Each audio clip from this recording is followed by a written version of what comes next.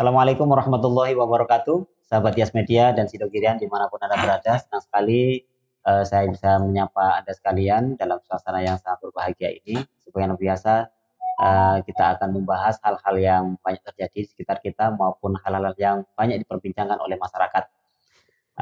Tentunya dikemas dalam obrolan yang menarik dan syarat akan ilmiah. Sudah hadir di tengah-tengah kita yaitu narasumber kita, Ustaz Samsul Arifin Abu. Kita sapa dulu beliau. Assalamualaikum Ustaz. Waalaikumsalam warahmatullahi Alhamdulillah wabarakatuh. berjumpa kembali pada kesempatan yang sangat berbahagia ini, Alhamdulillah, Ustaz. semoga terus baik ya. Alhamdulillah. Ustaz, kita sudah masuk di zaman di mana orang sudah banyak yang menginginkan tentang hal-hal yang instan.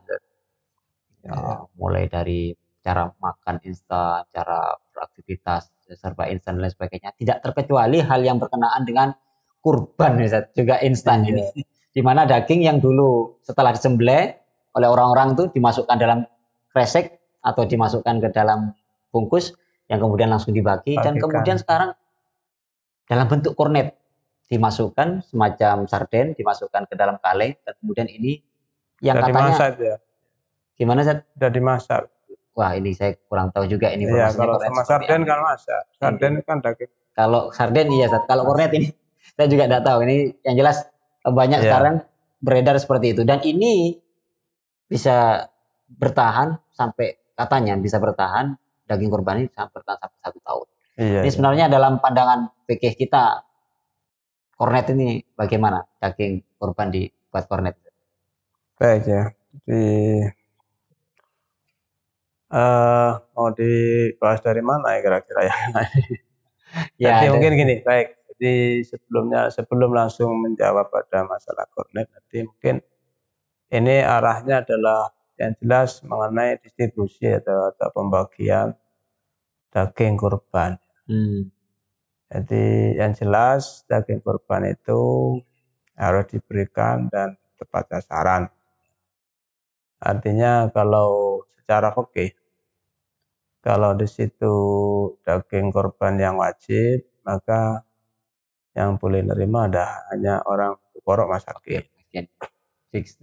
Kalau daging kurban yang di situ sunnah, korbannya sunat, maka boleh siapapun. Jadi orang Islam jelas, ya jelas orang Islam baik kaya atau miskin.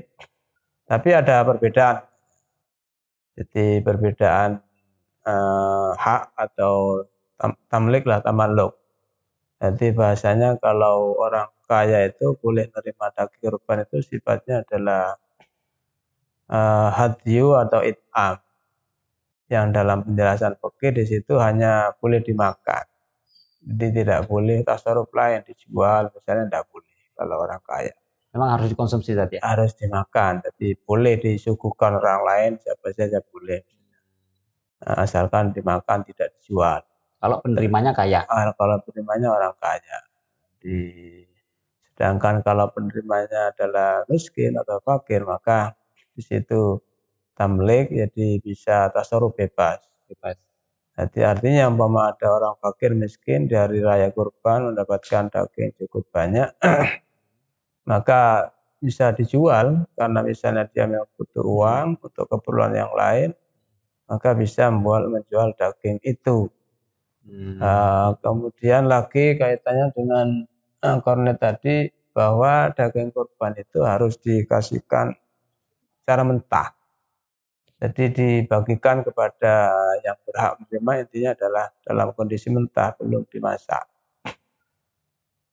Kemudian lagi kaitannya dengan kornet mungkin nanti arahnya ke naklu. Jadi memindah pembagian daging pada tempat lain. Jadi karena memang kornet kan biasanya tujuannya hanya lama, kadang tujuannya untuk orang lain dibagi di tempat yang sangat jauh dari tempat penyembelihan. Padahal kalau kita konsisten mengikuti pendapatnya ulama-ulama salaf itu, ya sekalipun yang dalam masalah khilafiyah. Jadi memang awalnya memang semestinya diberikan pada orang-orang di sekitarnya, sekitar hewan itu disembelih. Awalnya harus gitu. Kecuali misalnya kalau di sekitar itu sudah dianggap tercukupi semuanya dan memang dianggap lebih, maka bisa diberikan pada orang di tempat lain yang tidak tahu penyembelihan itu boleh. Tapi tetap itu dalam kondisi mentah, tetap dalam kondisi mentah. Jadi bukan di dalam kondisi sudah masak siap saji kampanye. Jadi itu kurang lebih. Jadi antara minda, ada orang sekitar, dan juga yang mentah dan masak tadi itu kaitannya dengan kornet ini. Oleh karena itu kalau misalnya dalam pembagian kornet ini nanti tentunya ya masih banyak proses tentunya. Jadi biaya melakukan kornet ini juga diambilkan dari mana? Apakah misalnya akan dibebankan pada orang yang korban misalnya ya. Jadi banyak operasionalnya itu untuk membuat proses menjadi kornet ini. Dan masih banyak hal lain tentunya yang harus dilakukan. Ya intinya kurang lebih kalau dalam pandangan fikih mazhab Syafi'i khususnya yang saya tahu ya, kalau kornet ini biasanya sudah proses masak, jadi maka akan bertentangan dengan keterangan bahwa daging Quran itu harus diberikan dalam kondisi mentah, najis bahasa kitabnya ya. Jadi tidak boleh diberikan pada masaknya atau apalagi ngundang. Jadi kalau kitabnya kalian fala yakfi ja'luhu ta'aman. Jadi tidak cukup kalau daging itu dijadikan makanan kemudian diberikan pada orang atau memasak atau mengundang untuk makan. Jadi di sini sebenarnya kelemahannya kalau dijadikan kornet itu kalau kita mengikuti fikih di salaf. Khususnya mazhab Syafi'i. Tapi pada dasarnya kornet sebenarnya tidak masalah. Tapi catatannya seperti tadi Ustaz ya. Yang perlu diperhatikan masalah pendistribusiannya, terus kemudian dia dimasukkan. Jadi masalahnya kornet itu di matangnya. Karena kornet itu matang itu. Sudah masak. Jadi kalau melihat seperti sarden itu kan sudah, jadi ikan sudah dimasak kan, bukan betul. Ikan mentah itu. Jadi sama. Jadi karena instan berangkat ke instan tadi itu kan.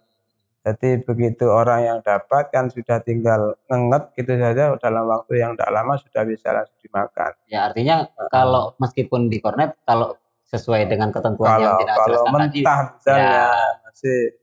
Nah, terus kemudian operasionalnya juga dari mana, terus kemudian distribusinya seperti apa. Kaitannya kemana distribusinya. Artinya kornet pun masih harus ini saja, pertimbangannya masih banyak pertimbangan. Jadi di antara pertimbangan tadi itu apa yang betul di wilayahnya sudah mendapatkan semua, sudah tercukupi semua. Seperti itu. Di antara kadang tidak rata. Tidak rata. Padahal semua berhak, semua orang Islam berhak. Khususnya yang fakir miskin kalau memang di situ adalah